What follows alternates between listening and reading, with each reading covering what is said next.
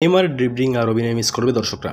25 June কোস্টারিকার বিপক্ষে match দিয়ে Copa America শুরু হতে যাচ্ছে ব্রাজিল। দক্ষিণ আমেরিকা মহাদেশের শ্রেষ্ঠত্বের লড়াইয়ে আগে ব্রাজিল দলটির অবস্থা মোটামুটি সুবিধার নয়।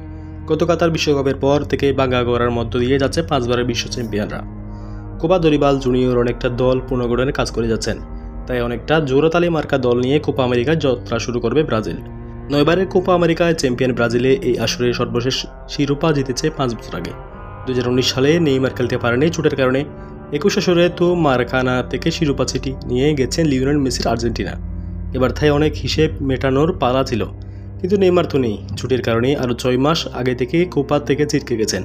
বিশ্বকাপের সেই আসরের পর থেকে নেইমার নামের পাশে অভিনেতা শব্দটি পাকাপাক্তিভাবে যুক্ত হয়ে যায়। তার মাঠে ঘোরাঘুরি দেওয়া অনুকরণে তৈরি হয় অসংখ্য ভিডিও ক্লিপস। ব্রাজিলের এই সুপারস্টার গত কয়েক বছর ধরে চোটের কারণে বেশিরভাগ সময় মাঠের বাইরে থাকছেন। 18 সালে বিশ্বকাপ মাঠে চোট পাওয়ার অভিনয় করে ব্যাপক আলোচিত সমালোচিত হয়েছিল 32 বছর বয়সী এই তারকা। এরপর থেকে মাঠে বাজে ডেকলের শিকার হলেও রেফারিকে পর্যন্ত বিশ্বাস করানো মুশকিল হয়ে যায় নেইমারের জন্য। দর্শক তো পাত্তাই দেয় না। প্রিয় দর্শক, নেইমারকে ভালোবাসলে অবশ্যই চ্যানেলটি সাবস্ক্রাইব করবেন।